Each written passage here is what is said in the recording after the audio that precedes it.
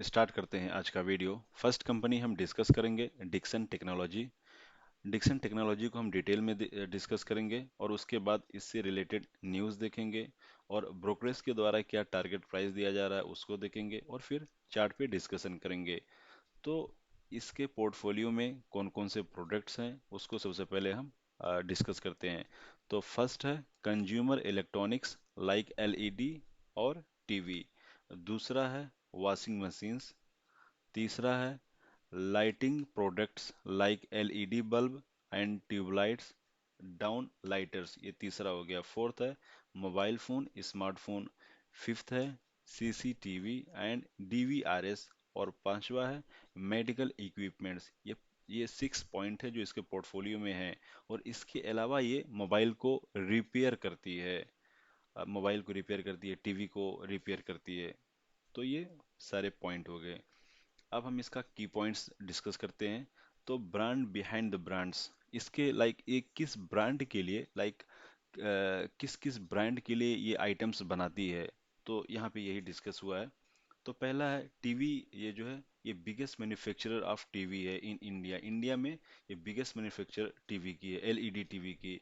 और ये प्रोड्यूस करती है टीवी, किस किस ब्रांड के लिए टीवी प्रोड्यूस करती है ये देखिए। फर्स्ट है सैमसंग के लिए प्रोड्यूस करती है टीवी, पैनासोनिक के लिए करती है, सोनी के लिए करती है, टीसीएल के लिए करती है, वन प्लस के लिए करती है। और इसके अलावा भी बहुत सारी कंपनीज है जिसके लिए टीवी को प्रोड्यूस करती है। दूसरा क्या है लाइटिंग प्रोडक्ट्स किस किस कंपनीज के लिए प्रोड्यूस करती है।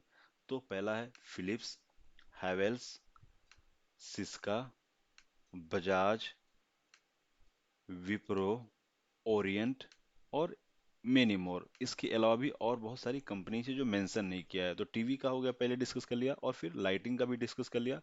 अब तीसरा पॉइंट देखते हैं। ये सेमी ऑटोमेटिक मशीन भी मैन्युफैक्चर करती है। किस किस कंपनी के लिए। पहला है गोदरेज के लिए, दूसरा है सैमसंग के लिए, तीसरा है लॉयड के लिए और पैनासोनिक के लिए। इसके अलावा they are also in the business of manufacturing mobile phones and security system. इसके अलावा ये मोबाइल फोन को भी मैन्युफैक्चर करती है और सिक्योरिटी सिस्टम भी मैन्युफैक्चर करती है, लाइक सीसीटीवी, डीवीआरएस जो मैंने ऊपर मेंशन किया है। तो ये सारे आइटम्स इन सारे कंपनीज के लिए, इन सारे क्लाइंट के लिए ये मैन्युफैक्चर करती है, बनाती है। नेक्स्ट पॉइंट डिस्कस करते हैं इसका रेवेन्यू ब्रेकअप। रेवेन्यू कहाँ से जनरेट होता है। तो एलईडी टीवी से 48% का इसका जनरेट होता है, होम अप्लायंसेस से 9% जनरेट होता है, लाइटिंग सिस्टम से 26% जनरेट होता है रेवेन्यू, मोबाइल फोन से 12% का जनरेट होता है और सिक्योरिटी सिस्टम से 5% का जनरेट होता है। मोबाइल फोन का याद रखिएगा 12% जनरेट होता है। नेक्स्ट पॉइंट डिस्कस करते हैं। ये ये डिस्कस करते हैं।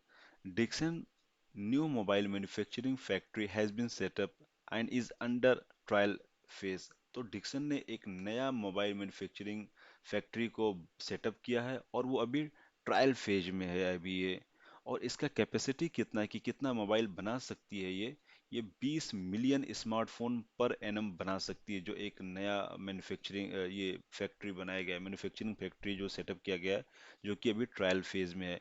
इससे क्या होगा कि इसका रेवेन्यू काफी ज्यादा अब चला जाएगा, 25,000 से 28,000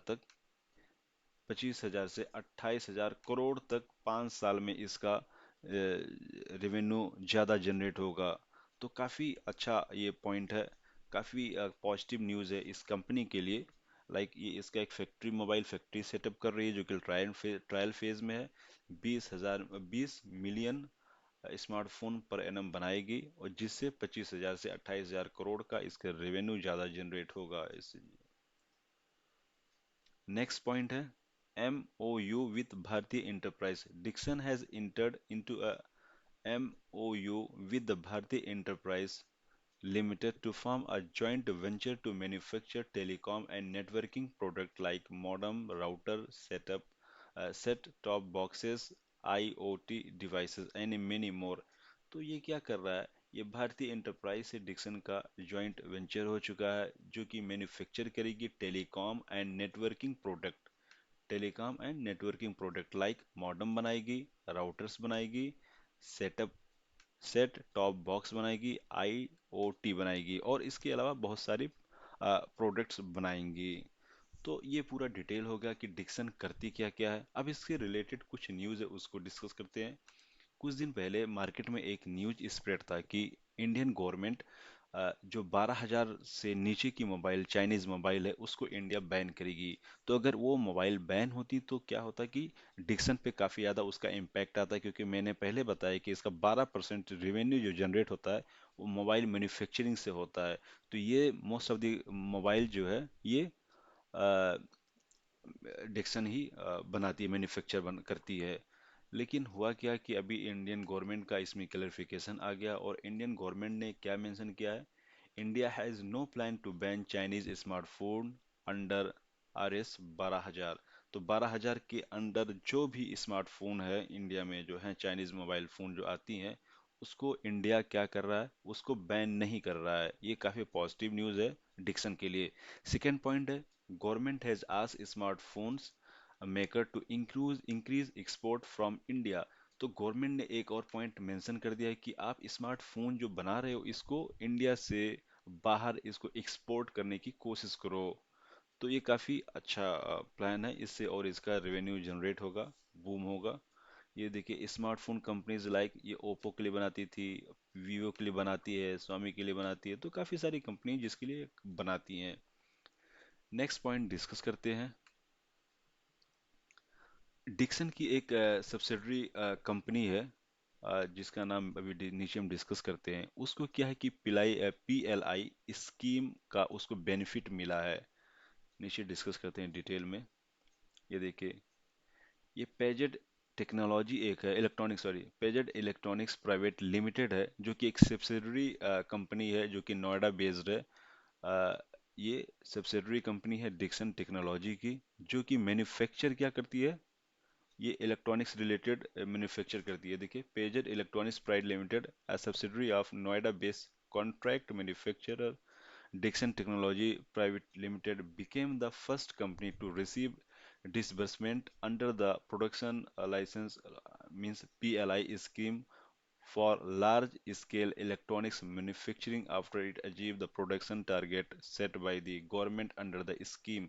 तो ये जो पेजेड इलेक्ट्रॉनिक्स प्राइवेट लिमिटेड है ये एक डिक्सन टेक्नोलॉजी की सब्सिडरी कंपनी है और इसको इंडियन गवर्नमेंट की तरफ से PLI स्कीम का ऑफर मिला है, इसको PLI स्कीम का बेनिफिट मिला है।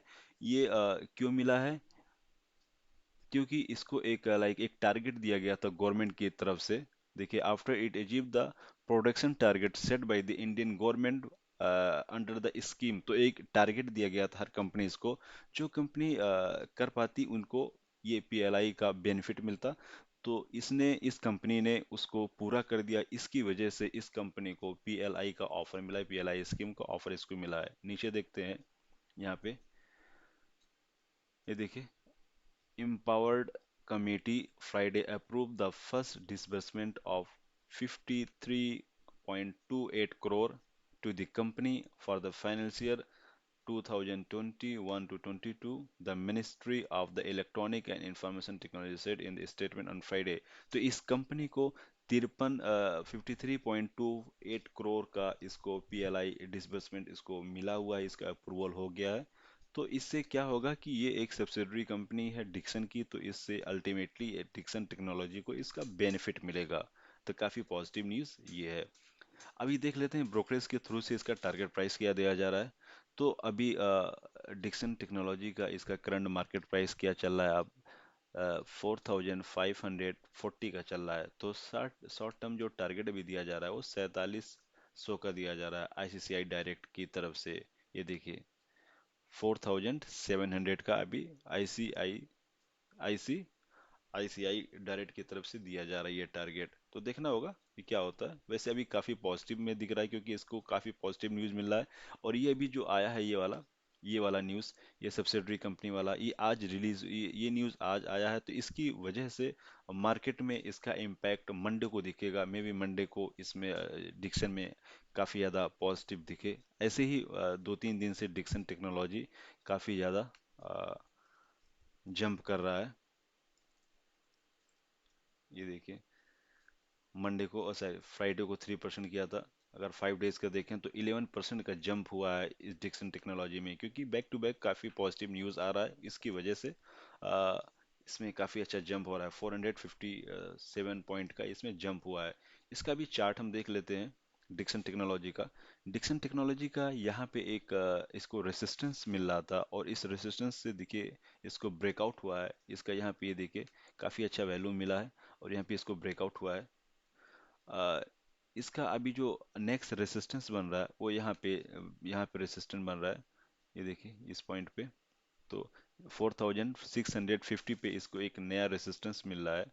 और अभी जो करंट मार्केट प्राइस चल रहा है वो 4540 पे चल रहा है। तो इसके जस्ट कुछ ऊपर ही 100 150 ऊपर ही इसको एक नया रेसिस्टेंस मिलेगा। इन केस अगर यहाँ पे फिर से अगर करेक्शन आता है, तो फिर से अगर गिरेगा, अगर फिर गिरता है तो उसका फिर से ये पॉइंट जो है 4400 का, ये इसके लिए एक सपोर्ट का काम करेगा।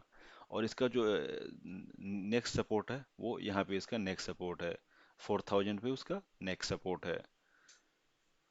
ओके फ्रेंड, ये video just for educational purpose था। अगर आपको कोई एक्शन लेना है तो आप एनालिसिस कीजिए और अपने फाइनेंशियल एडवाइजर से पूछिए, उसके बाद कोई एक्शन लीजिए। Okay, bye bye, take care.